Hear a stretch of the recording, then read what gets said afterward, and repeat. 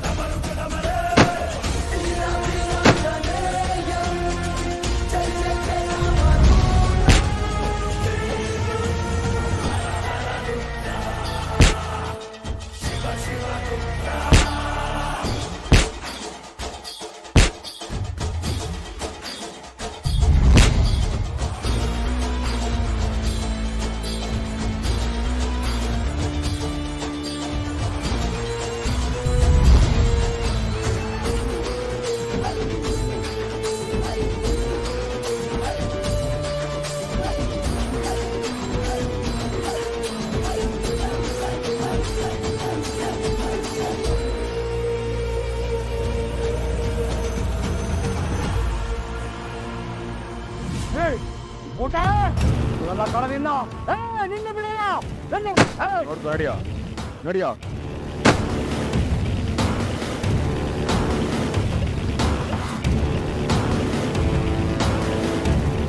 ಯಾಕ್ರೆ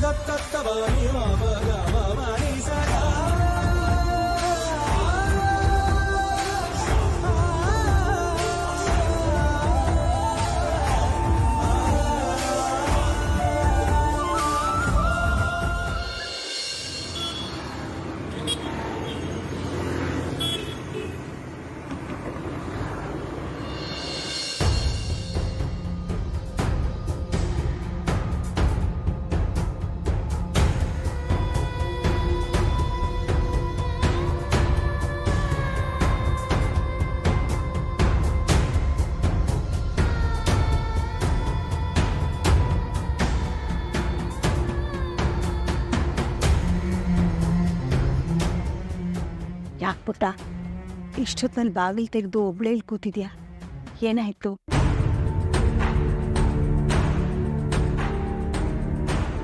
ವಿಕ್ರಮ್ ಹೊರಗೆ ಹೋಗಿದ್ದಾನ? ಹೇಳ್ದೆ ಕೇಳ್ದೆ ಹೋಗಿದ್ದಾನಮ್ಮ. ಅಲ್ಲಮ್ಮ, ಇವನೇ ನನ್ನ ನಾಯಕ ಸೇವೆ ಮಾಡೋದಕ್ಕೆ ಹುಟ್ಟಿದ್ದಾನ. ಯಾವುದೋ ಮುಖ್ಯವಾದ ಡೀಲಿಂಗ್ ಇದೆ ಬಾ ಅಂತ ಇವನಿಗೆ ಫೋನ್ ಮಾಡಿದ್ದ. ನಾನೇ ಫೋನ್ ತಗೊಂಡು ಹೇಳಿದ್ದೀನಿ ಅಮ್ಮ, ರಾತ್ರಿ ಹೊತ್ತಿರಲ್ಲ ನನ್ನ ಗಂಡನ ಕರಿಬೇಡ ಅಂತ. ಏನು ನಾಯಕರಿಗೆ ನೀನು ಹೇಳಿದ್ಯಾ? ಹೌದು ಅಮ್ಮ. ಅಲ್ಲಮ್ಮ, ಇವನೇನು ಅವ್ರ ಮನೆ ಕೆಲ್ಸದವನ? ಎಷ್ಟೊತ್ತು ಕರೆದ್ರು ಓಡೋಗೋದಕ್ಕೆ ಆಗಿಲ್ಲ ಅಂತ ನಾನು ಹೇಳ್ದೆ. ಅದಕ್ಕೆ ಅವ್ರು ಸರಿ ಅಂತ ಒಪ್ಕೊಂಡಿದ್ರು. ಇವಾಗ ಹೇಳ್ದೆ ಕೇಳ್ದೆ ಒಳ್ಳೆ ಆಸಾಮಿ ಥರ ಓಡೋಗಿದ್ದಾನೆ. ಏನಂತ ಸ್ವಾಮಿ ನಿಷ್ಠೆ ಅಮ್ಮ ಇವನ್ಗೆ? ಅಂತ ಉಪಕಾರ ಏನ್ ಮಾಡಿದ್ದೇನೆ ನಾಯಕ ಇವನ್ಗೆ? ನಾನು ಬಹಳ ವರ್ಷದಿಂದ ಇದೇ ಪ್ರಶ್ನೆನ ವಿಕ್ರಮಕ್ಕೆ ಕೇಳ್ತಾ ಇದ್ದೆ. ಆದರೆ ಇದ್ರ ಬಗ್ಗೆ ತುಟಕ್ ಪಿಟಕ್ ಅನ್ನಲ್ಲ ಅವನು. ಇನ್ನು ಮುಂದೆ ನಾನು ಇದನ್ನೆಲ್ಲ ಸಹಿಸ್ಕೊಳ್ಳಲ್ಲ ಅಮ್ಮ. ಬರ್ಲಿ ಮನೆಗೆ ಅವನು. ಅವನಿಗೆ ನಾನು ಬೇಕಲ್ಲ ನಾಯಕ ಬೇಕಂತ ಇವತ್ತು ಡಿಸೈಡ್ ಆಗ್ಬಿಡ್ಬೇಕು.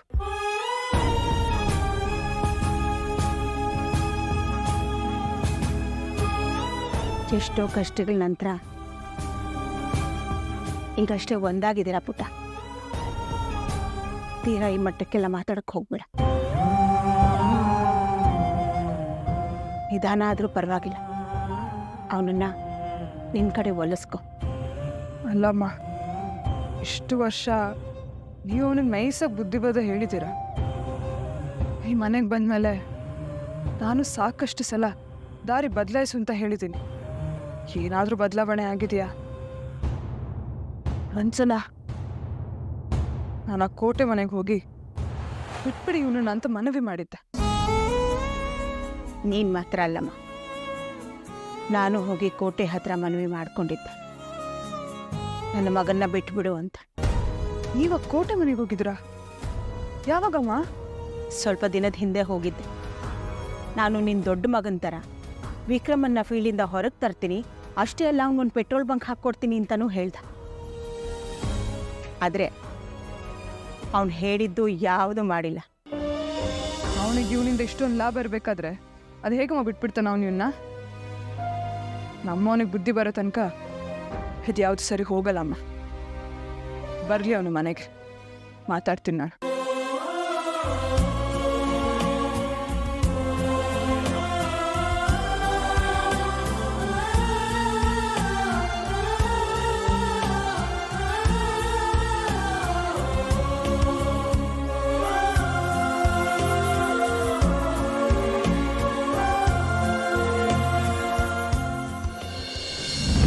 ಏನು ಮಾಡೋದು?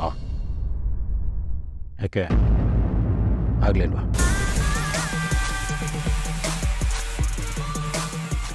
Good news sir. ಆ ಕೋಟೆ ತಲೆ ಕತ್ತರಿಸ್ಬಿಟ್ರಂತ.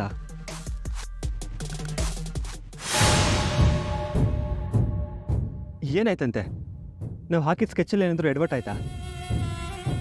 ಪ್ರೀತಮ್ರವರೇ, ನಮ್ಮ ಸ್ಕೆಚ್ ಎಲ್ಲ ಪರ್ಫೆಕ್ಟಾಗಿ ಆ ಕೋಟೆನ ಕೊಚ್ಚೋಕೆ ಅಂತ ನಮ್ಮ ಹುಡುಗರು ಅಟ್ಟಿಸ್ಕೊಂಡು ಹೋದಂತೆ. ಆದರೆ ಅಷ್ಟರಲ್ಲಿ ಆ ವಿಕ್ರಮ್ ಬಂದ್ಬಿಟ್ಟ. ಕಾಪಾಡ್ಬಿಟ್ಟು ನಾವು ಆ ಕೋಟೆನ. ಹಾಂ,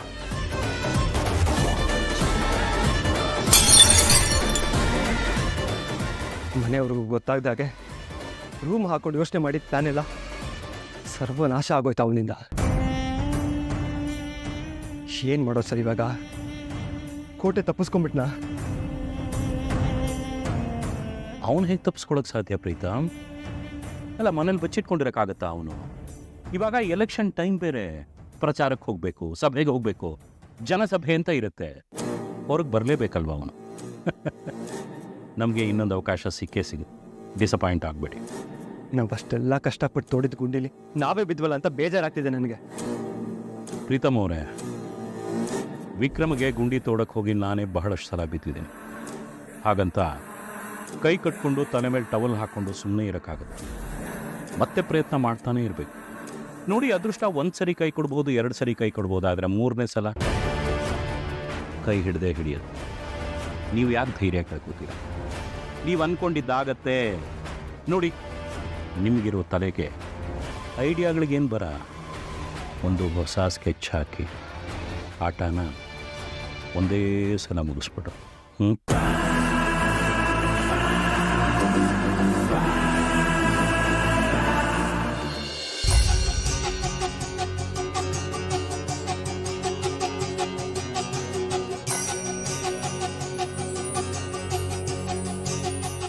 ಇದೇನಿದು? ಅತ್ತೆನೇ ಇವಳು ಮಿಡ್ ನೈಟಲ್ಲಿ ಮೀಟಿಂಗ್ ಮಾಡ್ಕೊಂಡು ಕೂತಿದ್ದಾರೆ. ಏನು ವಿಷಯ ಇರ್ಬೋದು? ಅತ್ತೆ,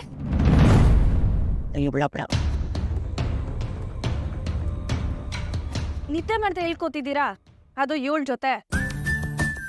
ಅದು ಆಕಾಶದಲ್ಲಿ 1 ಕೋಟಿ ನಕ್ಷತ್ರ ಇದೆ ಅಂತ ನಾ ಹೇಳ್ತಾ ಇದ್ದೀನಿ, 2 ಕೋಟಿ ಅಂತ ಇವಳು ಹೇಳ್ತಾ ಇದ್ದಾಳೆ. ಯಾರು ಸರಿ ಅಂತ ಎಣಿಸ್ತಾ ಕೂತಿದ್ದೀವಿ.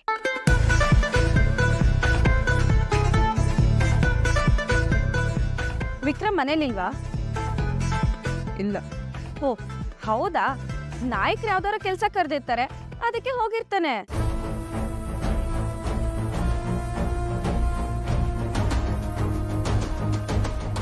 ನಾಯಕರಂದ್ರೆ ದೇವ್ರ ಸಮಾನ ಅವನಿಗೆ. ನಾಯಕರಿಗೋಸ್ಕರ ಏನ್ ಬೇಕಾದ್ರೂ ಮಾಡ್ತಾನೆ. ನಾಯಕರು ಅಷ್ಟೇ, ವಿಕ್ರಮ್ಗೋಸ್ಕರ ಪ್ರಾಣ ಬೇಕಿದ್ರೂ ಕೊಡ್ತಾರೆ. ಹಾಗಿದ್ರೆ ನನಗೆ ನಾಯಕನ ಪ್ರಾಣ ಬೇಕು.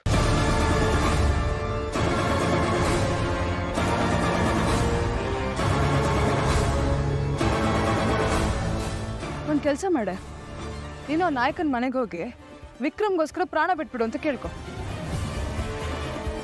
ಅಕಸ್ಮಾತ್ ಏನಾದ್ರೂ ಅಲ್ಲೇ ಗೊಟ್ಟಕ್ಕಂತ ವಿಕ್ರಮ್ಗೋಸ್ಕರ ಪ್ರಾಣ ಬಿಟ್ಬಿಟ್ರೆ ನಾನೇ ಮುಂದೆ ನಿಂತು ನಿನಗೂ ವಿಕ್ರಮ್ಗೂ ಮದುವೆ ಮಾಡಿಸ್ತೀನಿ.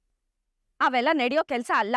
ಅದೇ ತರ ನೀನ್ ಅನ್ಕೊಂಡಿರೋದು ಕೂಡ ಮನೆ ನಡೆಯಲ್ಲ. ಹೋಗಿ ಬಿತ್ಕೊಳೆ.